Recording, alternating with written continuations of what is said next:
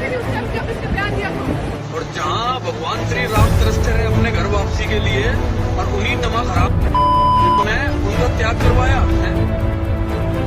Welcome दोस्तों, इस video में बात करेंगे इस वक्त सोशल मीडिया पर क्या वायरल चल रहा है। अपडेट कंगना रनावत के हवाले से। कल अपडेट निकल के आई कि चंडीगढ़ एयरपोर्ट पर कांस्टेबल ने कंगना रनावत को थप्पड़ जड़ दिया, लेकिन अभी क्या ताज़ा मामला है वो आपके साथ शेयर करेंगे। कई सारी रिपोर्टें आ रही हैं, साथ ही साथ शेयर करेंगे आपके साथ कि जिस तरीके से ध्रुव राठी का बोलबाला हो रहा है उस पर चर्चा है। अयोध्या के हिंदुओं को बहिष्कार करने की बात कर रहे थे कुछ अनभक्त, और जिस तरीके से उनके ऊपर कार्रवाई की मांग हुई है, किस तरीके से फड़फड़ा रहे, क्या बातें हैं, वो आपके साथ शेयर करेंगे। साथ ही साथ शेयर करेंगे कि अनभक्तों को एक के बाद एक बड़े झटके लगे जा रहे हैं।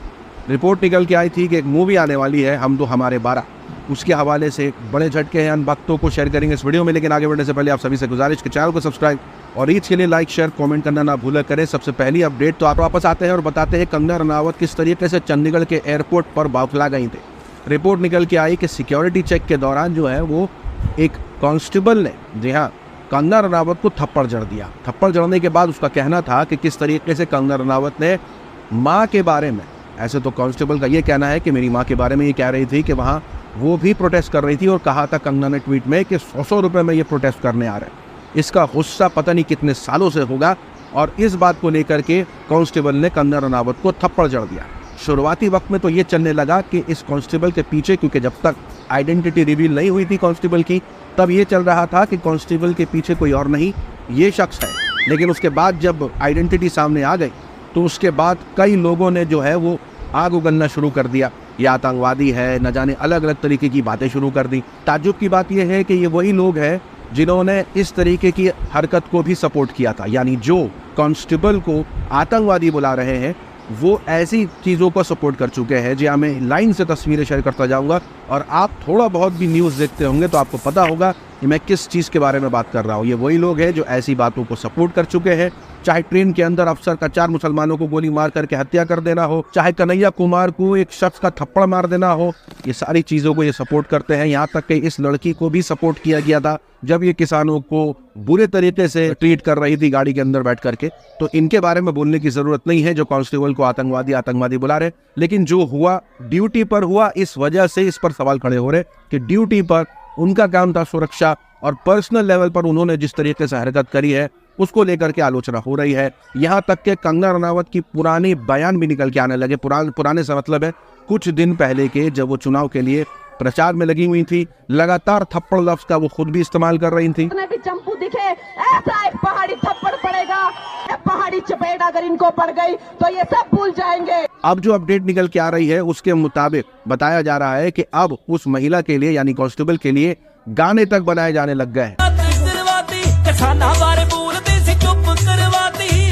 अब इस तरीके का सपोर्ट देख करके सोशल मीडिया पर खूब हंगामा मचा हुआ है, लेकिन रिपोर्ट निकल के आ रही है कि कांस्टेबल को सस्पेंड कर दिया गया है और गिरफ्तार भी कर दिया गया है। और अभी रिपोर्ट आ रही है कि जो रेसलर्स हैं कई सारे, वो इन कांस्टेबल के सपोर्ट में भी आए हैं। लगातार ये कह रहे हैं कि कंगना को माफ़ी मांगनी चाहिए अपने बयानों के लिए जो उन्होंने किसानों के लिए दिए थे। कभी उनको आतंकवाद से जोड़ा तो कभी उनको बताया कि 100 रुपये में प्रोटेस्ट करिए, और न जाने कितने बयान दिए, जिससे कई लोग उनके इन बयानों से नाराज़ हैं, और ये नाराज़गी का एक निशानी है जो कंगना को सामना करना पड़ गया। साथ ही साथ अपडेट शेयर कर दे कि जिस तरीके से अयोध्या से जो नतीजे आए हैं उस पर तो इतना बवाल मचा हुआ है, आज भी बवाल। मैंने बताया किस तरीके से हिंदुओं को बुरा भला कहा जाने लगा।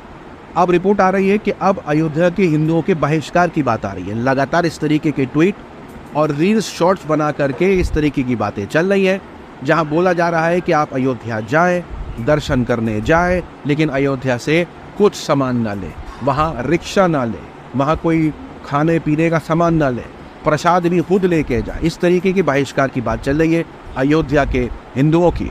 अयोध्या में प्रभु श्री राम के दर्शन करने जरूर जाना, लेकिन वहाँ रात न रुकना, हो सके तो अपनी गाड़ी से जाना, वहाँ के ऑटो की सेवा मत लेना, प्रसाद अपने ही घर से खरीद के ले जाना, वहाँ से कोई भी सामान मत खरीदना। अयोध्या वालों को समझ में आना चाहिए। सिर्फ उतना ही नहीं, जिसने कन्हैया कुमार को थप्पड़ मारा था वो तक हिंदुओं को गाली गलौज कर रहा है, सिर्फ इस वजह से क्योंकि बीजेपी की सीटें कम आई हैं, और इसका गुस्सा वो हिंदुओं पर निकाल रहा है। हमारे लिए है, और जहाँ भगवान श्री राम तरसते रहे अपने घर वापसी के लिए, और उन्हीं नमक हराम और ने उनका उनका त्याग करवाया। लेकिन सबसे बड़ी अपडेट ये है कि इस तरीके की बातें अब जाने नहीं दी जा सकती हैं। आप जिस तरीके से नाराज़ होकर के गाली गलौज करने लग जाते हैं, अब बर्दाश्त नहीं किया जाएगा किसी समुदाय को बुरा भला कहना। उसी के तहत पुलिस ने कार्रवाई करके इनको गिरफ्तार कर लिया है। यहाँ तक कि मैंने जो रिपोर्ट पेश करी थी आपके साथ कि किस तरीके से हिंदुओं को भड़काने के लिए एक शख्स टोपी पहन के, कुर्ता पजामा पहन करके, यानी एक मुस्लिम ड्रेस करके बैठ करके हिंदुओं को गाली देता है। वो वीडियो वायरल हुई थी, मैंने आपके साथ शेयर करी थी। अभी रिपोर्ट निकल के आ रही है कि ऐसा करने वाले यूट्यूबर को जो है वो पुलिस ने अरेस्ट कर लिया है। लगातार इस तरीके की वीडियो बना रहा था। नाम है धीरेन्द्र राघव, और ये हिंदुओं को भड़काने के लिए मुसलमान बन करके, कपड़े पहन करके हिंदुओं को भड़काने की कोशिश कर रहा था। जाहिर सी बात है वीडियो वायरल होगी, लोगों को लगेगा कि मुसलमान ऐसी बातें कर रहा है, जबकि उसके पीछे अंधभक्त होते हैं। अंधभक्तों से याद आया कि अंधभक्तों को फिर से झटका लगा है, क्योंकि इस बार जिस तरीके की रिपोर्ट छपी है ध्रुव राठी के लिए, वो आपकी स्क्रीन पर द टाइम्स ने छापा है, the YouTuber with the power to influence the Indian elections. अब जिस तरीके से नतीजे सामने आए हैं उसको लेकर के लगातार ये कहा जा रहा है कि बेशक जो वोटर्स हैं वो तो चाहते हैं नौकरी, यानी बेरोजगारी पर तो बिल्कुल परेशान है, महंगाई से परेशान है, ऑपोजिशन को उन्होंने चुना है, ये सारी बातें बिल्कुल है, लेकिन उनको इन्फ्लुएंस करना, उनके सामने रिपोर्टें रखना, जो बातें लोगों को जाननी चाहिए वो बातें रखना, रिपोर्ट बना बना करके लोगों के सामने यूट्यूब पर बोलना आसान काम नहीं था। वो भी उस वक्त जिस वक्त इंसान को इस बात का डर हो कि कब उनका चैनल हटा दिया जाए, उड़ा दिया जाए, क्योंकि उससे कई महीनों पहले ऐसी रिपोर्टें आई थी कि लगातार चैनल डिमोनेटाइज हो रहे थे, रिमूव कर दिए जा रहे थे। इसके बावजूद इस तरीके की वीडियो बनाना आसान नहीं होता, किसी के लिए भी, हमारे लिए भी नहीं होता है।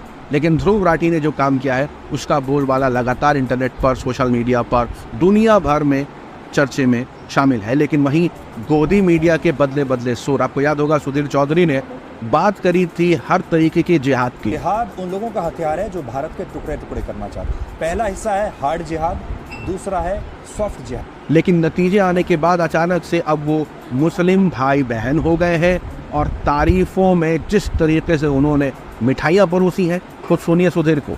यहाँ हम हमारे मुस्लिम भाइयों और बहनों की भी बहुत आज तारीफ करना चाहेंगे, जो लोकतंत्र के सच्चे सिपाही बनकर आए। तो सुधीर चौधरी के बदले बदले सुर बता रहे हैं कि वो किस तरीके से पहले एकदम एक एजेंडा चलाते थे और अब जो है वो न्यूट्रल बात कर रहे हैं। तो ये समझ में आ रहा है कि ये चुनाव के परिणाम के बाद ये चीज़ देखने को मिल रही है। दूसरी तरफ जो है वो बता दें कि अंधभक्तों को फिर से झटका लगा है, और वो ये झटका जो है वो कुछ ऐसे लोगों को लगा है जो लगातार इस मूवी को, जो हम तो हमारे भारत प्रमोट करना चाह रहे थे। इस मूवी के अंदर कुरान की आयतें हैं, इस मूवी के अंदर कई बातें हैं जिसको इस्लाम से जोड़ा गया है, लोगों के बुरे अमल को किताब से जोड़ दिया जाता है। ये अपने आप में शर्मिंदा करने वाली बात है। लोग खुद भी नहीं पढ़ते और जैसे तैसे उसको समझ करके सामने रख देते हैं। इसलिए मैंने हमेशा कहा है कि गुरुओं की सुने, बड़ों की सुने, वो ज़्यादा जानकार हैं। जो पढ़ते हैं फ़ौरन अप्लाई नहीं किया जा सकता, क्योंकि हमारे अंदर एक ऐसी चीज़ है, सोच का भवंडर है, और वो सोच के भवंडर से उस चीज़ को सफाई से निकाल करके समझ पाना बहुत मुश्किल होता है। इसलिए किसी बड़े शख्सियत की, बड़े आलिम की, बड़े गुरु की, बड़े संत की इनकी ज़रूरत होती है। अब इसी को लेकर के लगातार प्रोपेगेंडा चल रहा था, मूवी की तारीफ़ें होने लगी, जबकि रिलीज़ नहीं हुई। तारीफ़ हो रही थी एक तबके, दूसरे तबके में नाराज़गी, किस तरीके से बातें कैसे कर सकते हो मूवी के अंदर, बाइकआउट करने की बातें सब कुछ हो रही थी। लेकिन अब रिपोर्ट निकल के आ रही है जहां मुस्लिम समाज को राहत मिली है। रिपोर्ट के मुताबिक पहले तो बॉम्बे हाई कोर्ट ने इस फिल्म पर रोक लगाई थी। अब रिपोर्ट निकल के आ रही है कि कर्नाटका सरकार ने हम दो हमारे फिल्म की रिलीज़ पर रोक लगा दी है। जी हाँ, अपने आप में एक बड़ी खबर है उन लोगों के लिए जो इस मूवी को बाइकआउट करना चाहते थे, और जो उनके रीजंस थे वो ये थे कि जिस तरीके से गलत तरीके से कोट करके किताब को, उनकी धार्मिक किताब को स्पेशली जिस तरीके से गलत तरीके से कोट करके दिखाने की कोशिश कर रहे हैं, उसका बाइकआउट करने की कोशिश कर रहे थे, और वही होता हुआ दिख रहा है। और अनभक्तों को झटका इसलिए क्योंकि वो लगातार चाह रहे थे ऐसी मूवी चले, क्योंकि जिस तरीके से प्रोपेगेंडा मूवीज चलती आ रही हैं, पैसा कमाती हैं। अब रोक लगी है कर्नाटका और मांग हो रही है और जगह पर रोक लगाई जाए। तो ये सोशल मीडिया पर इस वक्त चल रहा है।